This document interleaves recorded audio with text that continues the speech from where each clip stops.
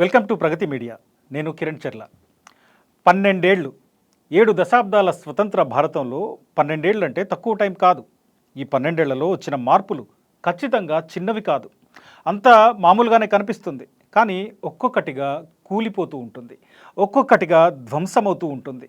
ప్రజాస్వామ్య విలువలు, వ్యవస్థల పనితీరు, రాజకీయ పక్షాల ఉనికి ఇవన్నీ సమూలంగా మారుతూ ఉంటాయి.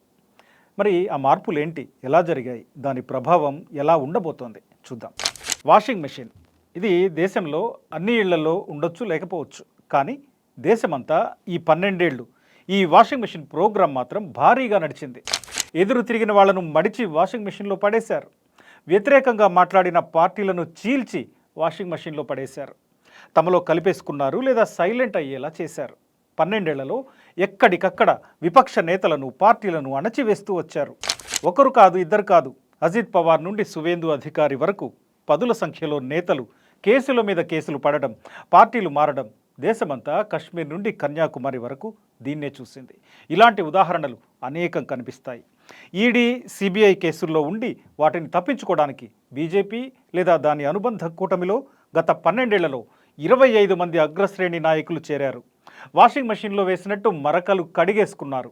ఇలా చేసింది కాబట్టే 2014లో కేవలం 4 రాష్ట్రాల్లో మాత్రమే సొంతంగా ముఖ్యమంత్రులను కలిగిన బీజేపీ 2026 నాటికి దేశంలోని 22 రాష్ట్రాల్లో పాగా వేసింది. సాధారణంగా రాజకీయ పార్టీలు తాము ఎదగడానికి లేదంటే బలపడడానికి ప్రయత్నిస్తాయి. కానీ బీజేపీ తాను ఎదగాలంటే పక్కనున్న పార్టీల నెత్తిన చేయి పెట్టాలనుకుంటుంది. 2014 ఏప్రిల్లో మోడీ అధికార పీఠంపై కూర్చున్నప్పటి నుండి ఇప్పటి వరకు ఈడీ, సిబిఐ, ఐటీ ఇలాంటి వ్యవస్థలన్నీ ప్రతిపక్షాల గొంతు నొక్కడంలో బిజీగా ఉండిపోయాయి. ప్రాంతీయ పార్టీలను బలహీనపరచడం, కేసులు పెట్టి రాష్ట్రాల్లో బలమైన నేతల నోళ్లు మూయించటం, కమలం కండువా కప్పటం. ఈ 12 ఏళ్లలో అనేక సార్లు ఈ వ్యవహారం జరిగింది. ఇలాంటి ఉదాహరణలు కొన్ని చూద్దాం. అజిత్ పవార్ మహారాష్ట్ర ఎన్సీపీ నేత 2023 జూలైలో ఎన్డీఏతో కలిశాడు, ఉప ముఖ్యమంత్రి అయ్యాడు.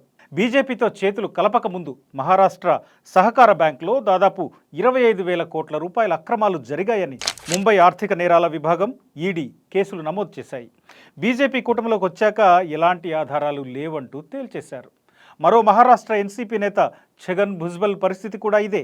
ఇతను అజిత్ పవార్తో కలిసి ఎన్డీఏ ప్రభుత్వంలో మంత్రి అయ్యాడు. ఈడీ ఇతని దరిదాపులో కూడా రావడం లేదు. ఇక ప్రఫుల్ పటేల్ ఒకప్పుడు మహారాష్ట్ర ఎన్సీపీలో ఉన్నాడు. యూపీఏ హయాంలో పౌర విమానయాన శాఖ మంత్రిగా కూడా పనిచేశాడు.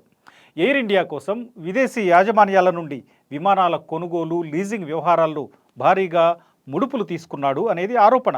2017లో సిబిఐ, ఈడీ ఈ 2 కేసులు పెట్టాయి. బీజేపీ కూటమిలోకి వచ్చిన 9 నెలలకి ఎలాంటి అవినీతి జరగలేదని సిబిఐ తేల్చేసింది. ఇక హిమంత్ బిశ్వ శర్మ ఒకప్పటి అస్సాం కాంగ్రెస్ నేత, ఇప్పుడు గొంతు చించుకొని అరుస్తున్న బీజేపీ లీడర్. 2015 ఆగస్టులో కమలం జెండా కప్పుకున్నాడు ఇతడు. అస్సాంలోని గౌహతి తాగునీటి సరఫరా ప్రాజెక్టు కాంట్రాక్ట్ దక్కించుకోవడానికి అమెరికాకు చెందిన లూయిస్ బెర్గర్ అనే కన్సల్టెన్సీ సంస్థ స్థానిక మంత్రులకు లంచాలిచ్చిందనే కేసులో హిమంత్ బిశ్వ శర్మపై సిబిఐ, ఈడీ దర్యాప్తు ప్రారంభించాయి. ఇతను బీజేపీలోకి వచ్చాక 11 ఏళ్లుగా ఈ కేసు ఒక్క అడుగు కూడా ముందుకు పడలేదు. ఇక సువేందు అధికారి ఒకప్పుడు తృణమూల్ కాంగ్రెస్ లీడర్. 2016లో దేశవ్యాప్తంగా సంచలనం కలిగించిన నారద స్టింగ్ ఆపరేషన్ వీడియోల్లో సువేందు అధికారి వీడియో కూడా ఉంది. ఒక నకిలీ కంపెనీ ప్రతినిధి నుండి బహిరంగంగా డబ్బులు తీసుకుంటూ కెమెరాకు దొరికిపోయాడు. 2020 అసెంబ్లీ ఎన్నికలకు ముందు బీజేపీలో చేరాడు.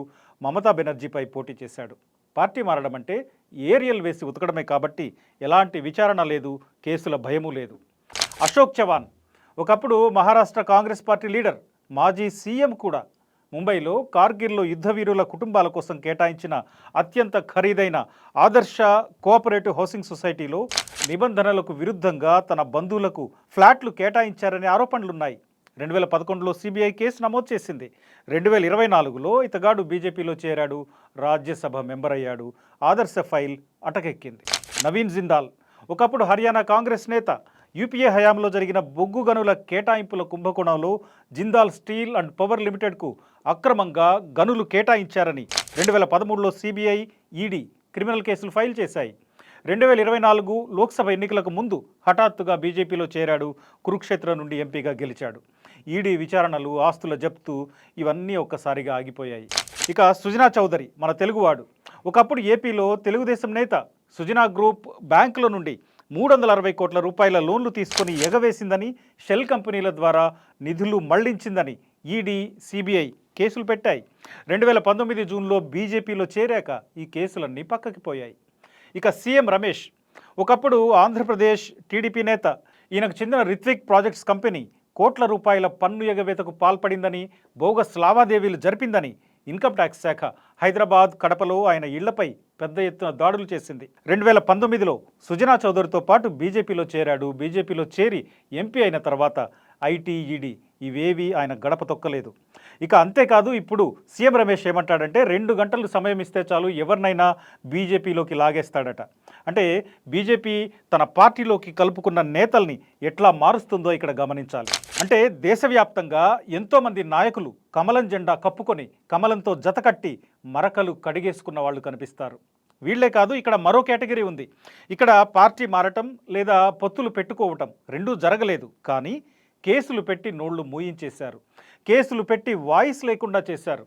ఇట్లా దీనికి ఉదాహరణ కల్వకుంట్ల కవిత. ఢిల్లీ మద్యం పాలసీ కుంభకోణంలో మనీ లాండరింగ్కు పాల్పడిందనే ఆరోపణలతో మార్చి 15, 2024న ఈడీ కల్వకుంట్ల కవితని హైదరాబాద్లో అరెస్టు చేసింది.